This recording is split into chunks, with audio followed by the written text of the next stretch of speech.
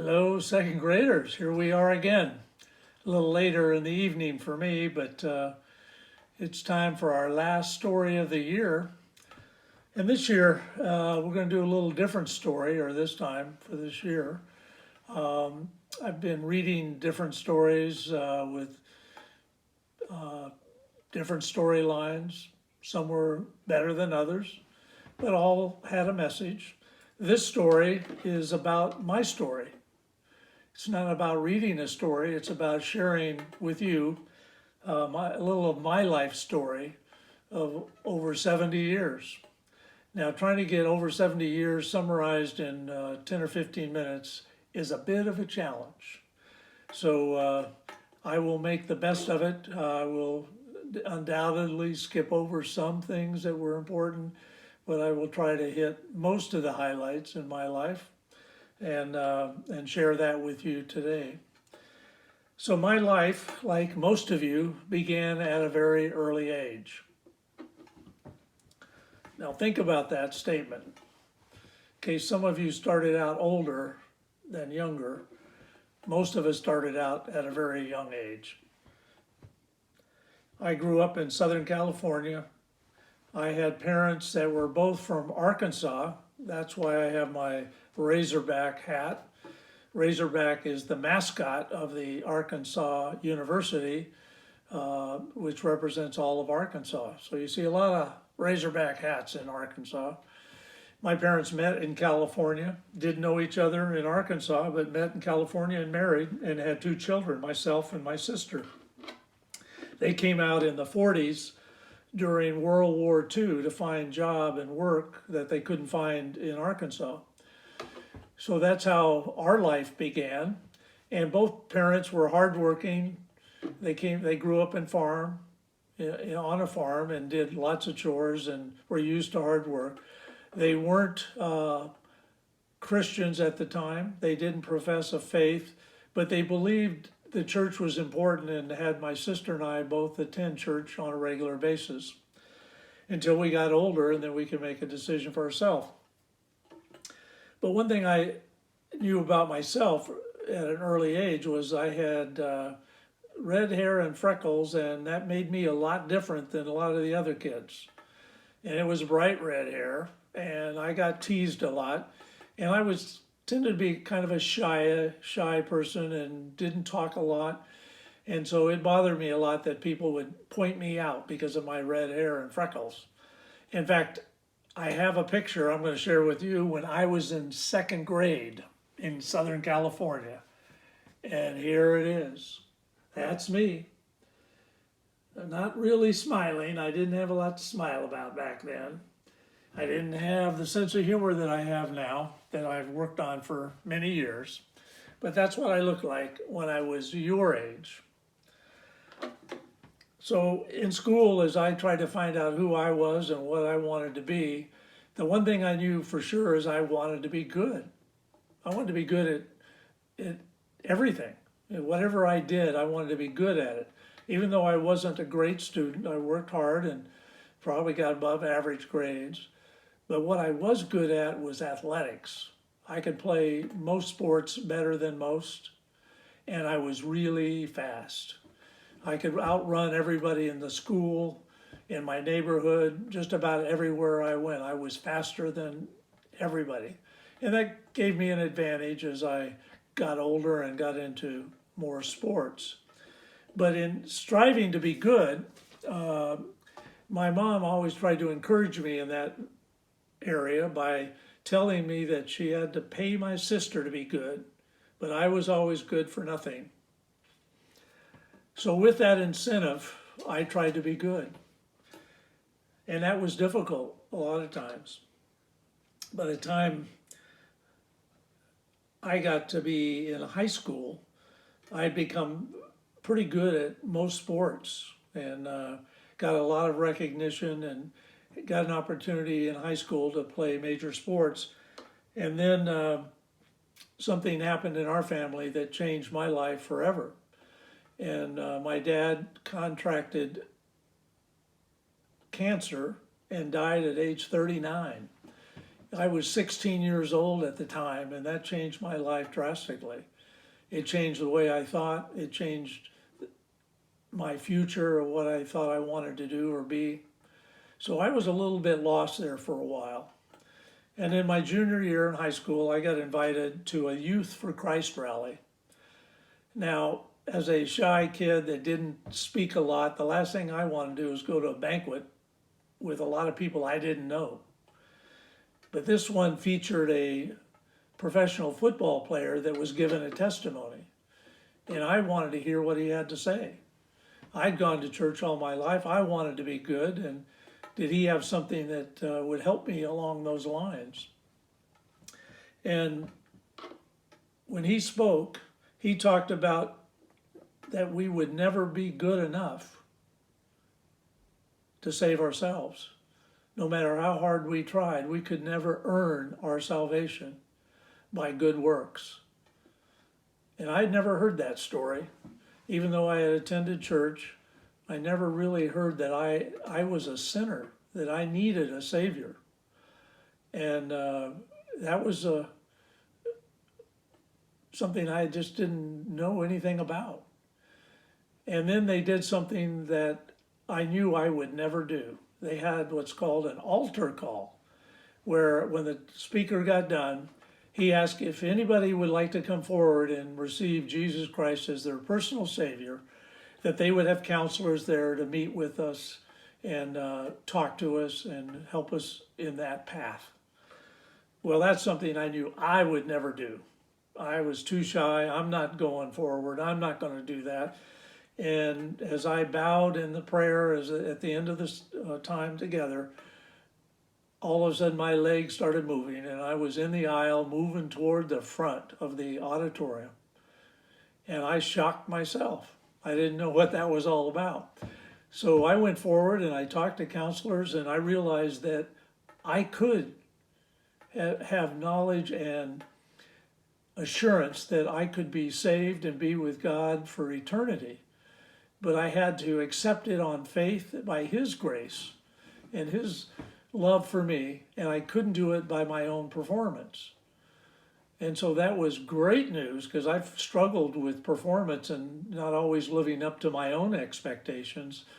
And now I had a God who said I could go to heaven even as a sinner, but I had to confess that I needed help. I needed God's loving grace and mercy that I could then accept and then follow Him the rest of my life. So I made that decision as a junior in high school, and it changed the way I looked at life. All of a sudden, I still wanted to be good, but good for the right reasons. So I went on to college. I was good enough in high school to get a scholarship offer from the University of Southern California, USC, who I'm sure will be one of your favorite teams after this. And it was at USC that I not only had success in football, I had success in relationships, because I met and soon thereafter met and married my wife of 53 years. And you met Mrs. Lawrence in our class. She's read to you before, and I have a picture. Oop, I've got two pictures. This will take a second because this is a better picture if I can find it.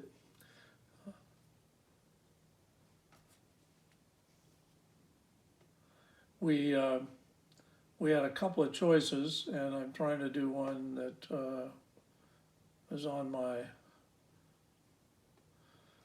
but unfortunately, I'm not that quick on the computer, so I will show you the other picture of the two of us. This was the day we got married.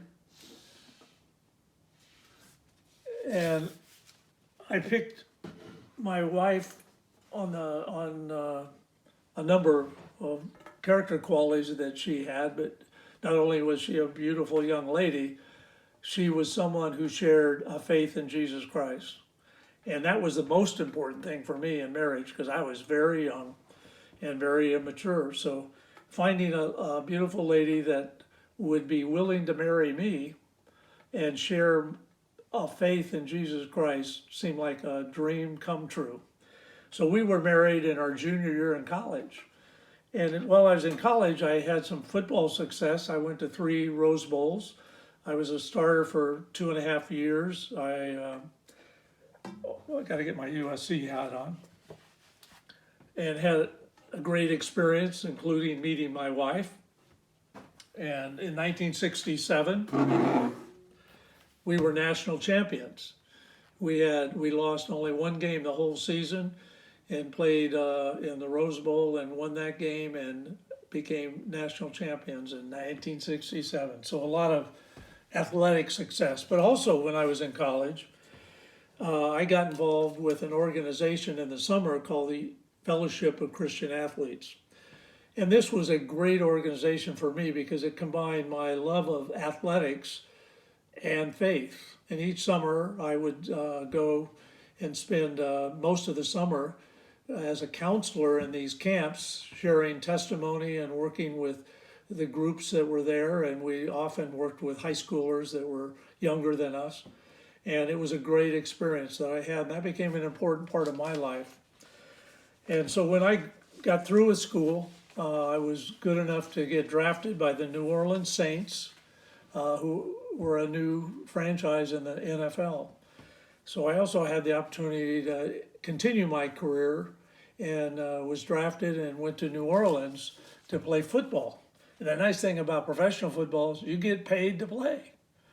And so as a newly married couple that had a child on the way, that was great news.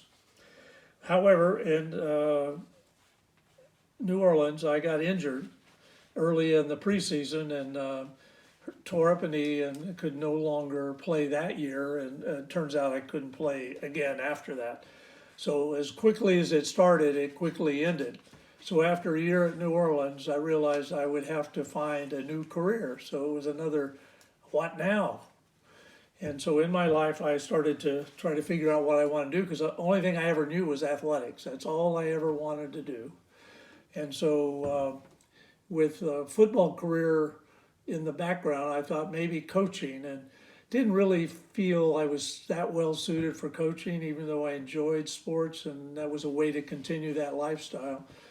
But some people, some friends of mine that I worked with that gave me some counsel and got me into business, which I never thought I would do. That when I got out of school, I said there's 2 things I'll never do, and that's go into business or work in LA. So after my football career ended, 2 years later, I was commuting one way to LA to be in business. And turned out I not only liked it, I was good at it. And I spent the better part of my whole career in business with one company. Had a couple of breaks in the 30 years or so that I worked with Weyerhaeuser. And it was also Weyerhaeuser that brought me to Seattle in 1998 to take a promotion and to work in the Seattle area. So you never know what life will bring in your pursuit. Even though I thought I would be an athlete forever or a coach, that didn't quite happen. So after my career was over, I spent a lot of years in business, and I found I could be good at that too, and had a lot of success. Then it was like, what do I do now? And FCA was a big part of that because I went on staff for a couple of years full time, and this was a cross that I got in 1977 at an FCA camp where the theme was Called to Serve. And they usually had a theme each summer for their summer camps. And it taught me about the importance, to be a leader, you had to be a servant. And learning to serve others became a theme in my life that I wanted to follow. And so after my business career was over, even though I did a lot of things while I was still working, I had another one of those moments a few years back in 2009 when my business career ended, was what do I do now? I don't have to work, so what do I do? So as I sought different activities, I had lots of home improvement projects. I love doing projects at home. I worked on those. I also had a lot more time for desserts. I got very good at desserts, a variety of desserts, As I told some of you earlier in one of my readings, that to eat dessert like I did, you had to practice. You know, you couldn't just do it all of a sudden. So I got very good at desserts. And then a couple of years ago, Mrs. Lecce invited my wife and I to come and read to the second graders at Providence. And what a blessing that turned out. I was originally going to be just the driver. Miss Janet was going to be the reader. And fell in love with the second graders. Last year's class and this year's class, very different. And so that's become a part of my new career as I have begun to read. I'm not a great reader, but I'm really good at desserts, as most of you know. So that was my story. And I covered a lot of ground in a short amount of time. And you're just starting your story, as I think of all of you in second grade and where I was in second grade. And I must remind you, I did introduce you to one of my friends that owned the McDonald's franchises with his wife that he met in second grade. So I said, you never know. So your future husband or wife could be in the class with you. But that's another story. I know Mrs. Lecce's not sure. She's not real fond of that story. But that was another great love story for our friend Fred and Fran. But now it's your turn. You have a story to be told. And your story is going to be different than mine. It's going to be different from every other person in the world. Everybody's a unique creature of God.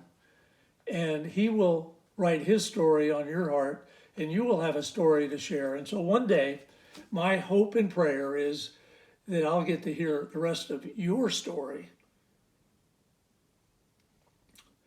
because we'll both be in heaven and sharing God's glory and his love and grace on a full-time basis.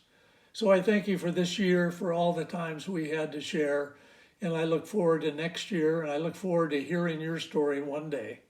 And with that, I want to say good night, and I hope you enjoy the last video, and we hope to see you in the video that's coming up, I guess, next week when we get to share a video.